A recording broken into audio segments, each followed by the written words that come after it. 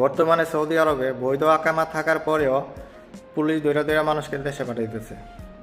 তো এর অনেকগুলো কারণ থাকতে পারে, তার মধ্যে একটা কারণ হইতেছে কি আপনি ফ্রি ভিসা। ফ্রি ভিসাতে যারা আসতেছে তাদের নিজেদের কোম্পানির কোনো কাজ থাকে না। তো কাজ না থাকার কারণে সে হয়তো নিজে বা অন্য কারোর মাধ্যমে বাইরে একটা কাজ ব্যবস্থা করে তখন সে বাইরে কাজ করে।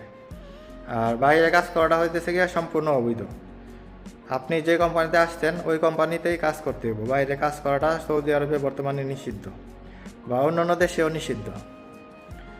তো যারা আছেন তারা হয়তো বুঝতে পারে না বিষয়টা। অনেকেই দেখলাম এয়ারপোর্টে বাংলাদেশে যাওয়ার পরে বলতেছে যে আমি একদম বৈধ আছিলাম, আমার আকামা ছিল, আমার আকামা বাইঙ্গা দইরা জেলখানায় নিয়ে গেছে, তারপরে এখান থেকে দেশে রিটার্ন পাঠিয়ে দিছে। তো যারাই বাইরে কাজ করেন, যে কোম্পানিতে কাজ করেন, চেষ্টা করবেন ওই কোম্পানিতে চেঞ্জ হইয়া কাফালা করে যাওয়ার জন্য, অথবা আপনি কোনো ধরনের এগ্রিমেন্ট করে তারপরে কাজ করবেন।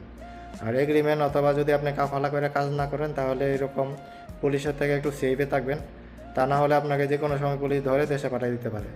অনেক সময় দেখা গেলো ভালো পুলিশের হাতে পড়লে কিছু করে না, আর যেসব পুলিশ একটু খারাপ তারা অবশ্যই ধরে আপনাকে জেলখানায় নিয়ে যাবে, তারপরে 1 মাস 2 মাস বা 3 মাস জেল খাটায় তারপরে দেশে রিটার্ন পাঠিয়ে দেবে।